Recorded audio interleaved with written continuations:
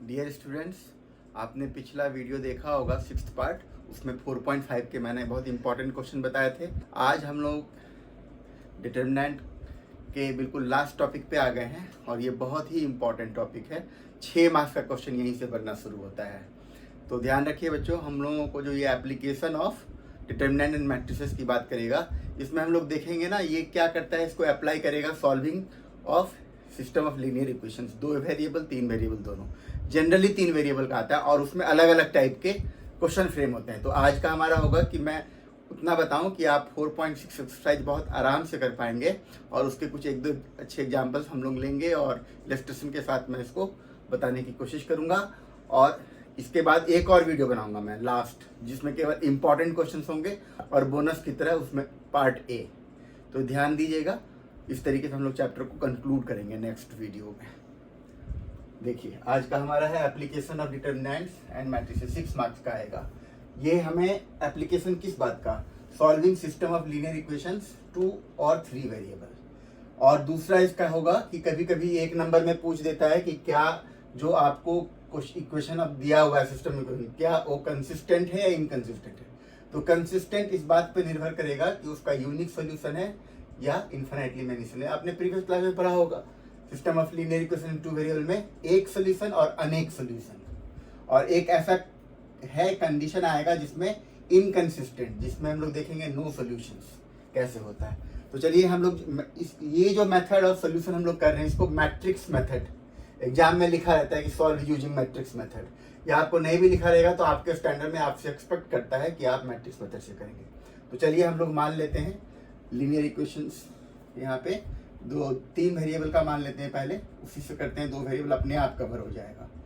तो देखिए a1x plus b1y plus c1z is equal to d1, a2x plus b2y plus c2z is equal to d2, और a3x plus b3y c3z is equal to d3। ये आपको देगा कि solve the system of linear equation, बस लिख देगा using matrix method. यदि direct question देता है तो आपको क्या करना है, मैट्रिक्स फॉर्म में इसको कन्वर्ट करना है, मैट्रिक्स इक्वेशन जनरेट करना है।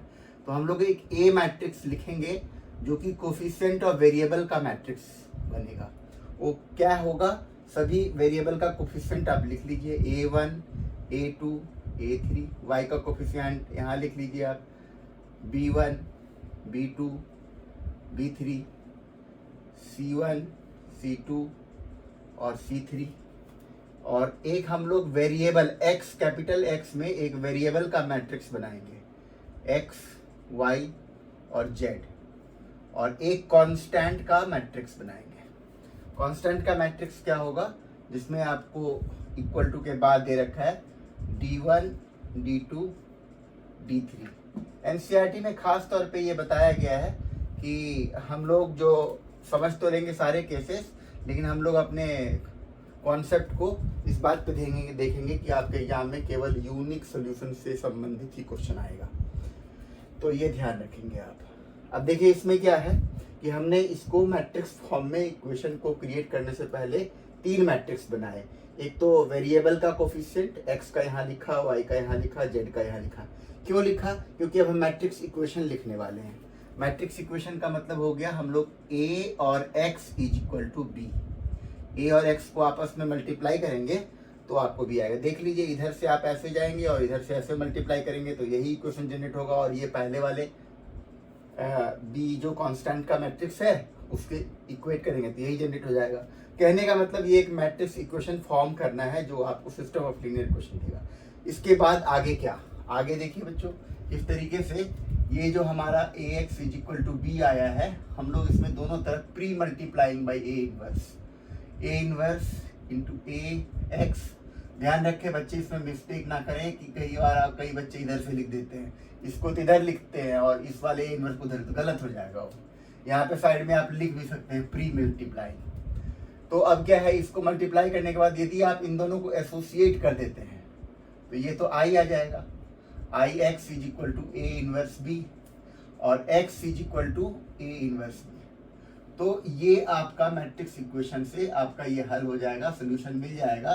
मेरे कहने का मतलब x जो वेरिएबल है कैपिटल X जिसमें आपके वेरिएबल लिखे हुए हैं, ये एक फाइनली एक नया मैट्रिक्स आएगा और आमने सामने करस्पॉन्डिंग वैल्यू को इक्वेट करेंगे और x y का z का वैल्यू मिल जाएगा। अब बात ये है कि हमारा क्या कंडीशन होगा। तो देखिए, आपको पिछले वीडियो में बताया था कि A इनवर्स के लिए हमने एक फॉर्मूला जनरेट किया था डिटरमिनेंट को यूज करते हुए, जिसमें लिखा गया था 1 determinant into adjoin of A। ये आपका A इनवर्स का फॉर्मूला है। अब सब कुछ इस बात पे तय होगा कि A का डिटरमिनेंट निकलेगा या नहीं। तो देखिए, जब A का हम लोग इसमें मान लीजिए A का डिटरमिनेंट निकाला और वो नॉन जीरो है, यानी ये हमारा नॉन सिंगुलर मैट्रिक्स दिया हुआ है, तो सबसे पहला काम करेंगे क्या, ये सारा लिख। देखिए बच्चों, एग्जाम में क्या है ना, ये आपको क्वेश्चन दे रखा होगा, इसको लिखने का सारा लिखने का कन्वर्ट करके लिखने का 1 नंबर, और ये सारा लिखने तक का आपको हाफ मार्क्स। तो आप पूरा पहुंच गए, 1.5 नंबर यहीं तक में मिल गया। तो देखिए, ये मार्किंग स्कीम में बहुत कायदे से लिखा होता है कि कितना आप सही करके आएंगे, उसके बाद कितना आपको मिलेगा। तो यहाँ से हमें जब तक A इनवर्स पता नहीं लगेगा तब तक हम लोग इसका सोल्यूशन। तो A इनवर्स के लिए आपका एप्लीकेशन मेन इसी पे मार्क्स मिलता है, 3 नंबर इस बात का मिलता है। तो ध्यान रखिए, इसमें फिर एडजॉइन में आपको याद होगा कोफैक्टर का ट्रांसपोज, और एक भी आपका एडजॉइन में कोफैक्टर जो गलत होगा, तो मैंने कहा था हर 3 के बदले में गलत होने पे 1 नंबर कट जाता है। तो ये सब आपके मार्किंग स्कीम में। मान लीजिए ये A का डिटरमिनेंट जो कि डिनोमिनेटर में दिया है, तो पहले इसको ही निकालना चाहिए। ये सारा करने के बाद, यहाँ तक पहुँचने के बाद आपको पता लगाना है कि क्या इसका डिटरमिनेंट नॉन जीरो है, यानी जीरो नहीं आ रहा है, कुछ और आ रहा है, ठीक है, तब इसका आंसर निकल के आएगा और ये कंसिस्टेंट कहलाएगा। और ये कंसिस्टेंट जो होगा यूनिक कंडीशन के लिए होगा, जो मैंने यहाँ पे लिखा हुआ है। इसका यूनिक आंसर के लिए डिटरमिनेंट की value not equal to zero, यानी नॉन सिंगुलर होगा तब। अब मान लीजिए 1 नंबर का क्वेश्चन आता है स्टार्टिंग में, या 2 नंबर में आता है कि check the consistency of the given system of linear equation in 2 variable. Simply आपको ये वेरीफाई कर देना है कि ये कंसिस्टेंट तभी होगा जब इसका determinant not equal to zero आएगा। फिर देखेंगे किस कंडीशन पे इनफाइनाइटली मैनी सॉल्यूशंस आता है, वो भी हम लोग चाहिए, उसको भी कंसिस्टेंट की कैटेगरी में लिखा गया। तो देखिए, हमारे पास क्या है कि पहला हम लोग डिटरमिनेंट निकाले, नॉन जीरो आया, तब तो हम लोग अपना ये निकालेंगे, इनवर्स निकालेंगे इस फॉर्मूले से, एडजॉइन वगैरह निकालने के बाद, और यहाँ पुट कर देंगे, मल्टीप्लाई कर देंगे। मैं इलस्ट्रेशन लूंगा, आपको समझ में आएगा। दूसरा कंडीशन क्या बनता है, यहाँ पे हम लोग इसको इंडिकेट कर लेंगे, केस 1 स्थिति ऐसी आ सकती है। केस 2 क्या होगा कि हो सकता है ये सिंगुलर मैट्रिक्स हो जाए। सिंगुलर मैट्रिक्स हो जाए उसका मतलब क्या, डिटरमिनेंट का वैल्यू जीरो आ जाए, तब क्या। तो हम लोग क्या करेंगे, यदि डिटरमिनेंट का वैल्यू जीरो आएगा तो हम लोग क्या, इसमें एडजॉइंट ऑफ A और B जो कांस्टेंट दिया हुआ है आपको, इसका प्रोडक्ट निकालेंगे। और देखिए, इसके अलग अलग कंडीशन पे हमें आपको समझना है कि क्या होता है। तो देखिए, अब इसकी संभावना पे इसका रिजल्ट क्या आएगा, क्या इसका रिजल्ट जीरो मैट्रिक्स के बराबर आएगा, यानी एडजॉइंट A और B जो कांस्टेंट दिया हुआ था, क्या इन दोनों का प्रोडक्ट एक जीरो मैट्रिक्स, यहाँ पे ये ना जीरो मैट्रिक्स है बच्चों, ये ध्यान रखना, क्योंकि हम लोग मैट्रिक्स का मल्टीप्लिकेशन कर रहे हैं, यहाँ पे दोनों मैट्रिक्स है, इनका मल्टीप्लिकेशन करेंगे तो फाइनल एक मैट्रिक्स आएगा। तो क्या वो जो आ रहा है मैट्रिक्स, क्या वो जीरो मैट्रिक्स आ रहा है, जीरो मैट्रिक्स मतलब क्या उसके हर एलिमेंट जीरो हो रहे हैं, तब तो आप कह देंगे इनफाइनाइटली मेनी सॉल्यूशंस। और इसका तरीका है, हम लोग उसमें वेरिएबल को कोई एक k मान लेंगे और सभी XYZ सबका जो आंसर k के टर्म्स में बताएंगे, और k का वैल्यू जैसे जैसे आप चेंज करते रहेंगे XYZ का वैल्यू चेंज करता रहेगा। ये वैसी ही बात है जब आपने 10th क्लास में पढ़ा था इनफाइनाइटली मेनी सॉल्यूशन में कोइंसिडेंट लाइंस बनता था ग्राफ पे, दोनों लाइन एक ही पे, यानी सब सारे पॉइंट ही आंसर है। तो यहाँ भी इसी तरह का कुछ इस केस है। अभी हम लोग नो सॉल्यूशन में क्या देखेंगे, एडजॉइंट A और B इसका जो प्रोडक्ट है वो नॉन जीरो मैट्रिक्स आएगा, तब हम लोग कह देंगे नो सॉल्यूशन। तो इस बात को बच्चों ध्यान रखना है। और ये जो नो सॉल्यूशन आया, ये आपका इनकंसिस्टेंट की कैटेगरी में आएगा। तो ये चेक करने के लिए कई बार आता है आपको इनकंसिस्टेंसी, तो समझना है ये कैटेगरी के लिए आपको बहुत ध्यान से कंडीशन को समझना है कि जब आपका सिंगुलर मैट्रिक्स आ जाएगा तब करेंगे क्या आगे। तो आपको ये चेक करना है, एडजॉइंट A फिर भी निकालना होगा, और बी जो आपको कांस्टेंट जिसका प्रोडक्ट निकाल के उसके कंडीशन पे क्या इसकी वैल्यू 0 आ रही है, क्या इसकी वैल्यू नॉन जीरो आ रही है। ऐसा आएगा तो इनफाइनाइट सॉल्यूशंस हो जाएगा, इनफाइनाइटली मेनी सॉल्यूशंस, और ऐसा यदि आता है तो नो सॉल्यूशन, इनकंसिस्टेंट कहेंगे। देखिए सॉल्यूशन का आना कंसिस्टेंट, चाहे एक हो या अनेक हो, लेकिन जब आपका सॉल्यूशन नहीं आएगा तो आपका इनकंसिस्टेंट। तो इस बात को बच्चों ध्यान रखेंगे। चलिए बच्चों देखते हैं हम लोग एक्सरसाइज 4.1 में पहले जो 6 क्वेश्चन दिए हुए हैं उन सब में चेक करना है कंसिस्टेंसी। इसका मतलब इसका आंसर निकलेगा या नहीं निकलेगा। निकलेगा तो हम लोग बता देंगे कैसे, नहीं निकलेगा तो उसको चेक करने का क्या सिंगुलर और नॉन सिंगुलर चेक करना है। तो सबसे पहले आप इसका कोफिशिएंट ऑफ वेरिएबल का डिटरमिनेंट निकाल लीजिए। चलिए हम लोग इसको जो डिटरमिनेंट ए मान लेंगे। आप एग्जाम में पहले पूरा प्रॉपर देख लीजिए। एग्जाम में एक क्वेश्चन मैं पूरा इलस्ट्रेट करके बता देता हूँ। एग्जाम में जब ऐसा क्वेश्चन आए तो आपको मैट्रिक्स फॉर्म करना है जिसमें कोफिशिएंट ऑफ वेरिएबल्स 1 2 और 2 3 ऐसे करके बनाएंगे। फिर x इज इक्वल टू आप बना देंगे x और y, और कांस्टेंट के मैट्रिक्स को b से लिख लेंगे आप 2 और 3। ये तो आपको क्लियर हो गया था वहाँ से। वहाँ पे बहुत a1 b1 c1 में दिया था, इसलिए यहाँ पे आपको वियर्ड सा लग रहा होगा। यहाँ पे आपको न्यूमेरिक्स वैल्यू है, तुरंत आपको समझ में आएगा। देखिए अभी क्या कह रहा है, इसकी चेक करनी। तो हम लोग सबसे पहला काम क्या करेंगे कि डिटरमिनेंट निकाल के चेक करेंगे कंसिस्टेंसी के लिए। नॉन सिंगुलर होगा तो यूनिक सोल्यूशन होगा, कंसिस्टेंट में आएगा।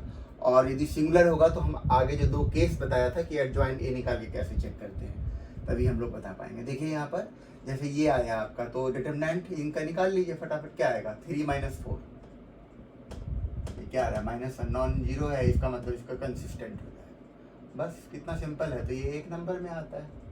अब यहाँ पे भी क्या करिए, अब देखिए डायरेक्ट कर सकते हैं। आपको डिटरमिनेंट ही तो निकालना होता है, निकालिए इसको। 2 × 1 2 और 1 × -1, तो माइनस ऑफ -1, तो ये आपका 3 आ गया। ये भी नॉन जीरो वैल्यू है ना। तो नॉन जीरो है तो इसको भी हम लोग कह देंगे कंसिस्टेंट। ठीक है, चलिए अभी हम लोग यहाँ से देख लेते हैं। 1 × 6 आ गया, और 2 × 3, तो ये कितना, ये भी 6 हो गया। तो ये आपका क्या आ जाएगा 0। जब 0 आ गया सिंगुलर हो गया ये। ठीक है, तो ये सिंगुलर मैट्रिक्स, इसका मतलब इनकंसिस्टेंट।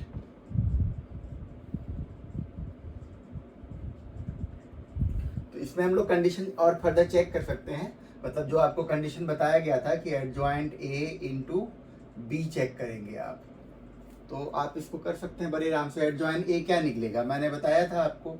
यहाँ देख लीजिए इसको, ये यहाँ पर जो मैट्रिक्स बना हुआ है 1 2 और 3 6 का है।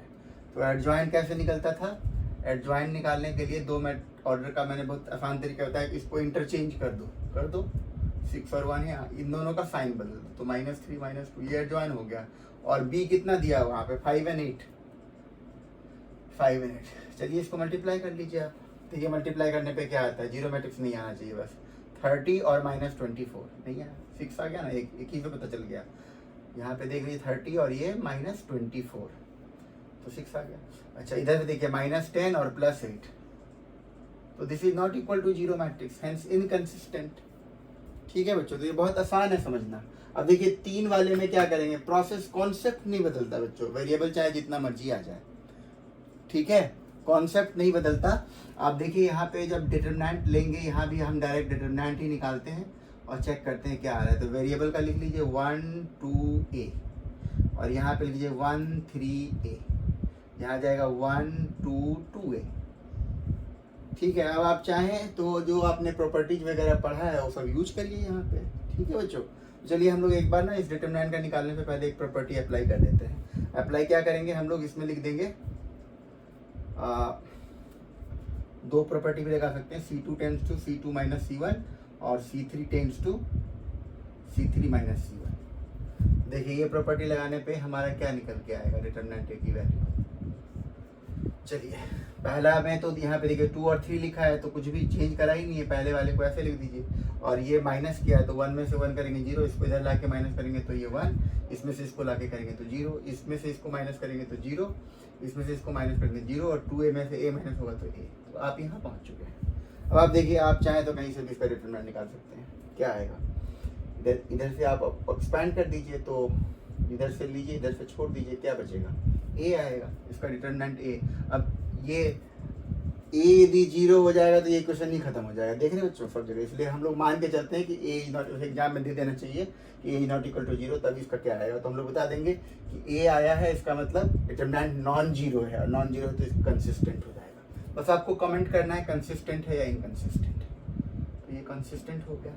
इसी तरीके से बच्चों आप इन सब का भी चेक कर सकते हैं, इसका भी चेक कर लीजिए। डिटरमिनेंट मैं डायरेक्ट निकालता हूँ, यहाँ पे क्या आएगा 3 2 3 -1 माइनस, सॉरी इसमें क्या रखना है बच्चों, ध्यान से देखिए गलती हो गई। ये आप ही ध्यान रखिएगा, जिसमें वेरिएबल नहीं दिया होगा पहले आप ऐसे लिख लीजिए 3 -1 और -2। यहाँ पे x मिसिंग है तो इसको 0 लेना पड़ेगा। तो ये बच्चों थोड़ा ध्यान रखेंगे हम लोग, यहाँ पे x है y है z नहीं है, तो 3 -5 और 0। अब इसका डिटरमिनेंट आप निकालिए, तो आप ऑपरेट कर लीजिए। मान लीजिए आप यहीं से ऑपरेट करना चाहते हैं, यहाँ पे 0 आ रहा है तो यहाँ से ऑपरेट करना बड़ा आसान है। तो देखिए इस तरीके से यहाँ से डिटरमिनेंट निकालेंगे, तो 3 को रख लीजिए, इसको छोड़िए, ये 0 आएगा, और ये 0 माइनस माइनस प्लस हो गया तो 5 होगा।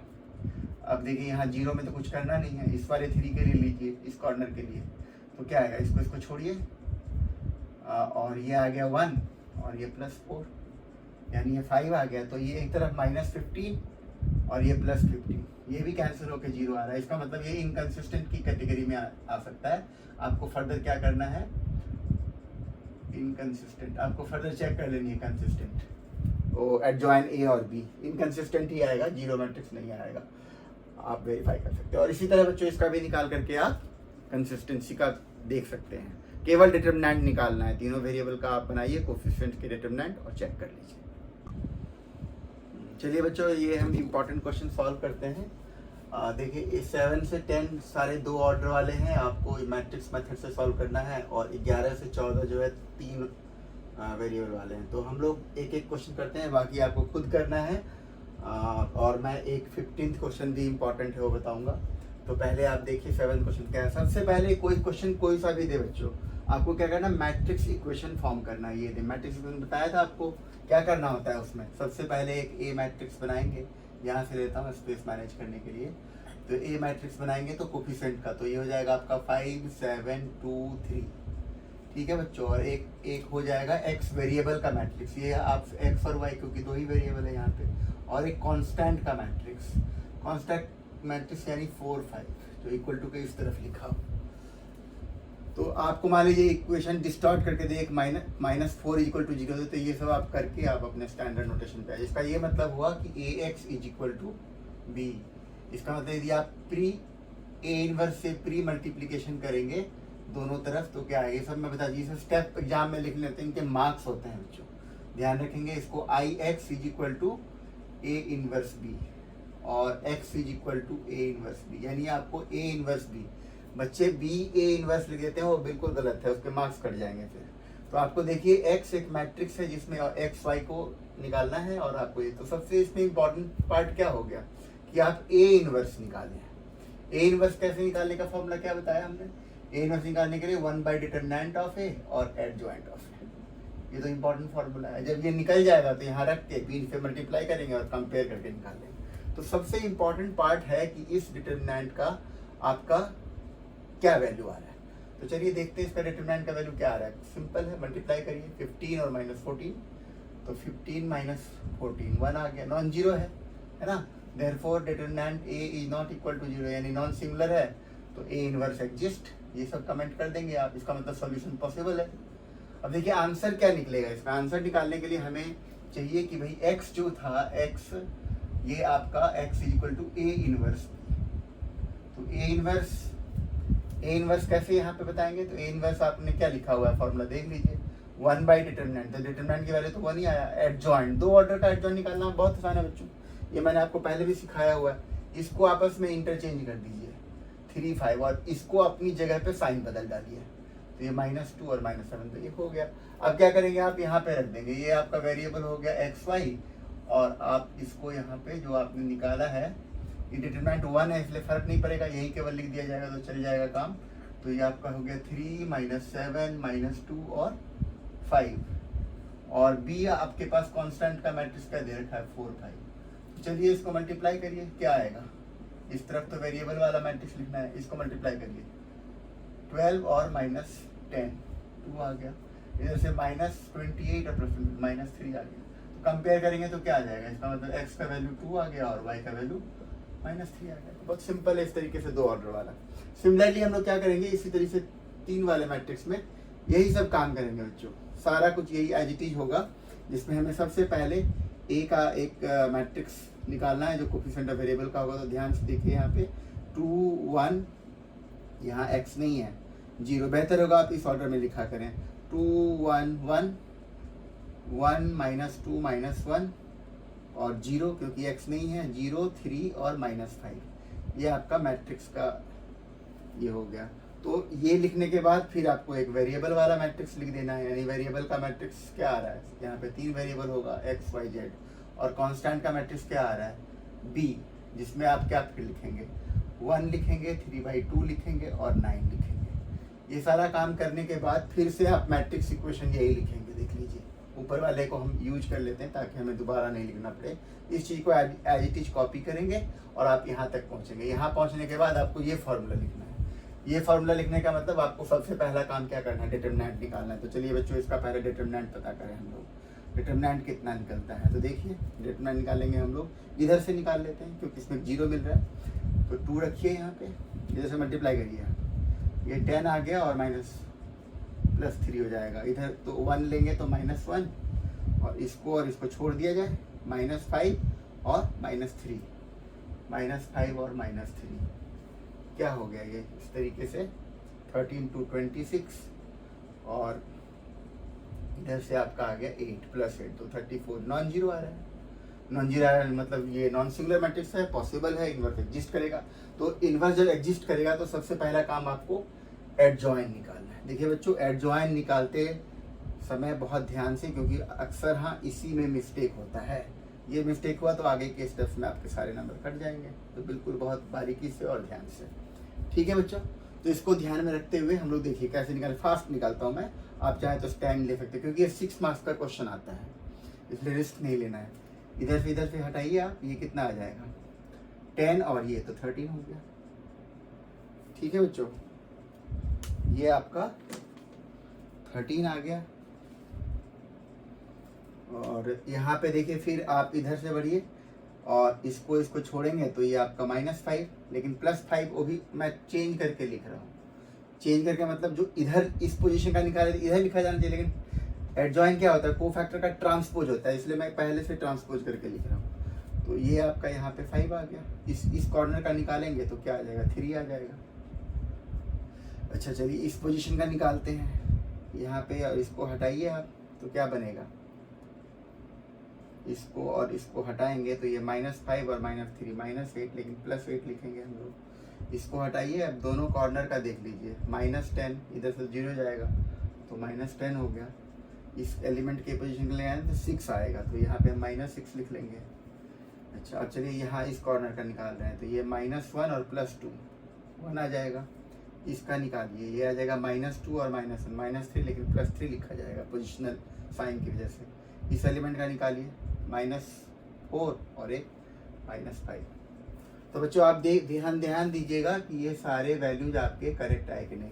क्रॉस चेक कर सकता हूँ मैं, 13 8 1 5 -10 और 3 और 3 -6 और -5 बिल्कुल सही। अब देखिए क्या करना है आपको, A इनवर्स और x का वैल्यू पता लगाना है। तो A इनवर्स में क्या करेंगे हम लोग, अब जो है x वेरिएबल = दिया हुआ है A इनवर्स × B, तो इसमें हम लोग पुट कर दें A इनवर्स का मतलब 1/डिटरमिनेंट ऑफ B, और ये एडजॉइंट A और B। तो देखिए बच्चों क्या करना है, यहाँ पे हम लोग इसको जो है XYZ लिख लेते हैं वेरिएबल को अब, क्योंकि हमारा आंसर के करीब पहुँच रहे हैं।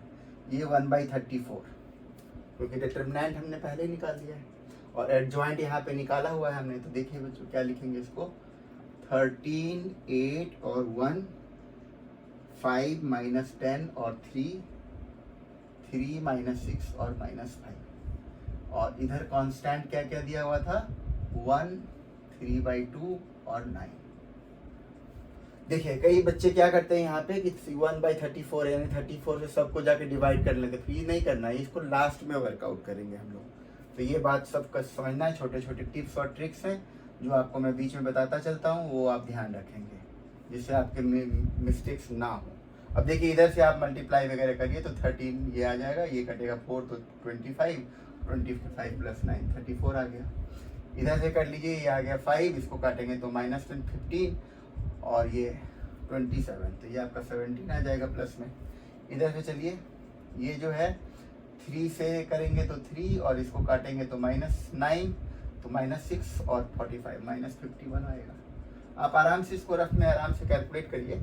अब देखिए ये जो है ये आपका एक्स वाई जेड वेरिएबल के इक्विवेलेंट में चल रहा है, सबको 34 से डिवाइड करिए, क्या आएगा चेक करते हैं यहाँ पे।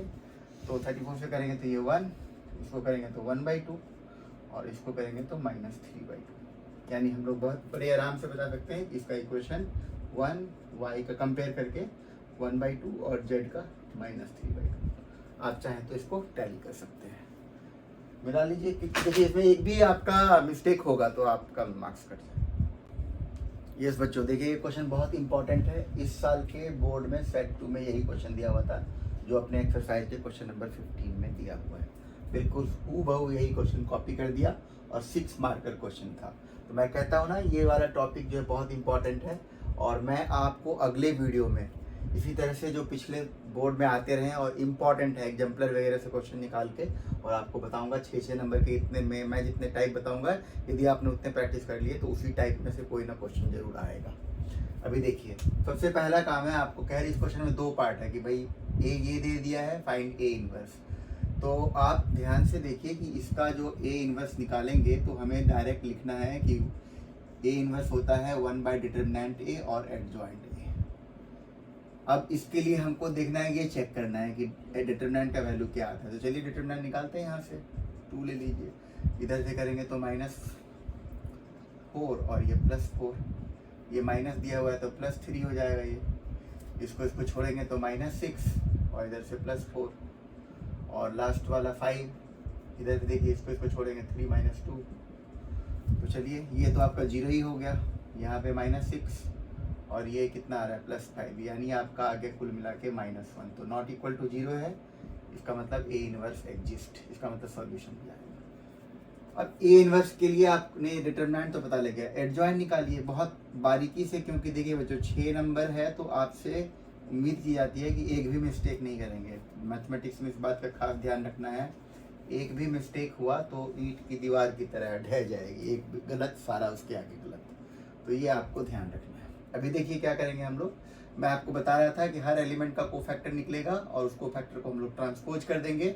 और ध्यान रहे कोफैक्टर लेते वक्त इस एलिमेंट को नहीं लेते हैं, केवल पोजीशन को लेते हैं। कई बच्चे इस तरह का मिस्टेक करते हैं, इसलिए मैं बार बार रिपीट कर रहा हूँ इसको जब कभी भी ऐसा क्वेश्चन आता है हमारे सामने। तो देखिए सबसे पहला काम क्या करेंगे, निकालेंगे इसका कोफैक्टर्स। इसको छोड़िए, ये -4 + 4 0 आया, इस जगह का निकालिए तो हमने इसमें निकाला ही हुआ है, -2 आया लेकिन पोजीशन के हिसाब से 2 हो जाएगा। और इस एलिमेंट का भी यहीं से देख लीजिए आप, ये जो अंदर में 5 को छोड़ देंगे तो यहाँ पे 1 आ जाएगा। ठीक है, यहाँ तक तो निकल गया। इस पोजीशन का निकालते हैं, इसको छोड़िए आप, तो ये 6 और ये तो कितना आ गया आपका 6 - 5 1 आ गया, लेकिन पोजीशन माइनस का है। सेंटर एलिमेंट का निकालिए, -4 और -5 -9।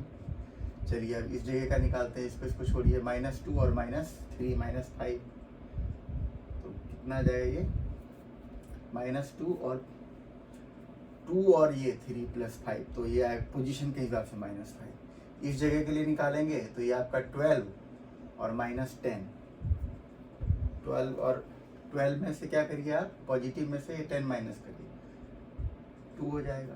अब देखिए इस जगह का निकालते हैं तो ये आपका -8 और -15 -23, लेकिन पोजीशन के हिसाब से +23 हो जाएगा।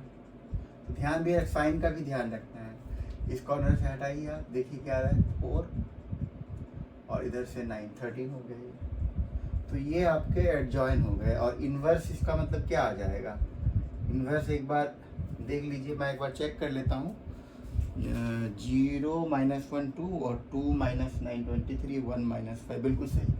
अब देखिए इन्वर्स = 1 डिटरमिनेंट होता है, तो यहाँ पे डिटरमिनेंट माइनस दिया हुआ है और ये आपको यही यूज करना है, मतलब एडजॉइंट लिख दीजिए 0 - 1 2 और 2 - 9 23 एंड 1 माइनस 5 और 13। जब ये माइनस साइन से आप अंदर इंटू कर देंगे, कई जगह इस ये यहाँ पे बड़ा नंबर होता है तो आप वेट करिए, मल्टीप्लाई करने के बाद ये ईजी है इसलिए हम लोग सबका साइन बदल देते हैं। तो हम लोग ऐसा करते हैं कि हम लोग को निकालना तो टारगेट एक्स है। देखिए बच्चों, ए इनवर्स की जहाँ तक बात करेंगे ये स्टेप में आप समझ लीजिए। ए इनवर्स जो है आपका इसका, क्योंकि आप ये अलग से पार्ट में क्वेश्चन दिया हुआ था, 0 1 माइनस 2 और -2 + 9 और -23 और ये -1 + 5 और -13। ये आपका 3 या 4 नंबर यहाँ तक कवर अप होगा, 6 नंबर की जहाँ तक बात है। अब देखिए आपने ना इस इक्वेशन के लिए भी कुछ हद तक वर्कआउट कर लिया। क्या वर्कआउट कर लिया भाई? जब आप इसके कोफिशिएंट से और वेरिएबल के कोफिशिएंट, वेरिएबल का कोफिशिएंट से जब मैट्रिक्स बनाएंगे तो यही वाला मैट्रिक्स आएगा। देखिए यहाँ पे ये आप इसके वेरिएबल का कोफिशिएंट्स लीजिए, एक्स वाई जेड में क्या लिखा हुआ है, 2 - 3 और 5, यहाँ पे दे रखा है 3 2 और -4 और 1 1 और -2। आप मैच करेंगे, सेम दिया है ना। अब इसका यूज करना, और इस यूज करने का मतलब आप जो निकाल चुके हैं उसको डायरेक्ट यूज कर लीजिए। ये नहीं कई बच्चे क्या करते हैं, इसको निकालते हैं फिर इसके लिए जो मैट्रिक्स जनरेट होता है AX = B, और जब वो पहुंचते हैं A इनवर्स = B और फिर से यहाँ पे एडजॉइन करने, गलत। आप फिर रिपीट क्यों करेंगे? इस तरह के बहुत सारे कुछ ट्रिक्स बताएंगे जिसमें हम लोग को देखना है क्वेश्चन में कितना मिनिमम काम करके आप मैक्सिमम आउटपुट लिख सकते हैं। देखिए अब इस वेरिएबल को x लिखेंगे, A इनवर्स आपने निकाला हुआ है। A इनवर्स क्या है आपका? यही है 0 1 और -2 -2 9 और 23 माइनस में है ये, और -1 5 और -13 और इसके ये तो आपका A इनवर्स। B कांस्टेंट क्या दिया हुआ है? 11 -5 और -3। बस आप इसको सॉल्व करिए और अपना आंसर निकालिए। तो देखिए सॉल्व करता हूँ मैं इसको, एक्स वाई जेड लिख देता हूँ वेरिएबल को, अब कैपिटल एक्स को एक्सपैंड करके, और देखिए ये क्या आ रहा है। इधर से करिए 0 -5 और +6 तो 1 आ गया। ये आ गया -22 -45 और ये +69 तो ये आपका 2 आ गया। -11 और -25 और ये +39 यानी 3 आ गया। आप अब ये जो वैल्यूज निकलते हैं x = 1 और y = 2 और z = 3, आप जरूर 6 मार्क्स का होता है बच्चों, इसलिए आप जरूर अपने इक्वेशन में डाल के चेक करिए जरूर। यहाँ पे 1 रखिए, यहाँ पे 2 रखिए और यहाँ पे 3 रखिए और चेक करिए कि क्या आपका आंसर आता है। यहाँ पे 1 रखेंगे तो 2 आएगा और यहाँ से 15 और 2 17 और यहाँ पे 2 रखिए, 6 माइनस करिए 17 11 बिल्कुल सही। आप किसी में भी चेक करके चेक कर सकते हैं। तो इस तरीके से बच्चों ये आपको 6 नंबर जो इस साल का क्वेश्चन था आपके बुक से आया है, तो ध्यान से यदि आपने अपने बुक को भी पढ़ा तो आपका बहुत सारा क्वेश्चन हल हो जाएगा और 6 नंबर मिलेगा। देखिए बच्चों ये जो क्वेश्चन है मैंने एग्जाम्पल से लिया है, मिसलेनियस का एग्जाम्पल 13 बहुत इंपॉर्टेंट है 6 नंबर के, और इस कैटेगरी के हमने अलग अलग बुक्स में और पिछले प्रीवियस ईयर में देखा 4 ही क्वेश्चन फ्रेम हुआ आज तक। तो आप यदि इसको ध्यान से सीखते हैं और इसके बेसिक्स को सीखेंगे तो एक और क्वेश्चन जो एग्जाम्पलर में दिया हुआ है मैं आपको ढूंढ करके नेक्स्ट वीडियो में बताऊंगा। आज इसके प्रोसेस को सुनते हैं और देखते हैं क्या है। पहला काम कह रहा है इसको यूज प्रोडक्ट, तो पहले चलिए इसका प्रोडक्ट निकाला जाए। प्रोडक्ट आता क्या है? तो आपको प्रोडक्ट ऑफ 2 मैट्रिसेस बताया हुआ है, इधर से आप हॉरिजेंटल जाएंगे उधर से वर्टिकल और एलिमेंट जनरेट होता जाएगा। चलिए मल्टीप्लाई करें इसको, ये कितना आएगा आपका -2, इधर से करेंगे ये -9 और ये करेंगे तो +12। चलिए इसको करते हैं बीच वाले से, तो यहाँ का एलिमेंट जनरेट होगा 0 और -2 और +2। लास्ट वाले के लिए जनरेट करते हैं तो ये आ जाएगा आपका 1 और +3 और माइनस, यहाँ से करेंगे तो ये +3 और ये आपका -4। चलिए देखिए सेकेंड एलिमेंट जनरेट, यहाँ पे तो 0 हो गया, 2 से करेंगे तो 9 +18 आ गया और ये आपका -18। इधर से करिए तो ये आपका 0 और ये आपका +4 और ये -3। इधर से करेंगे आप तो ये आपका 0 और ये -6 और +6। थर्ड वाला रो जनरेट करते हैं हम लोग, तो ये -6 और -18 और +24। यहाँ से करेंगे तो ये आपका 0 हो गया, ये आपका -4 हो गया और ये आपका +4 हो गया। लास्ट वाला जनरेट करिए, ये 3 आ गया और ये +6 आ गया और -8 आ गया। बच्चों बहुत ध्यान से इसको करना होगा।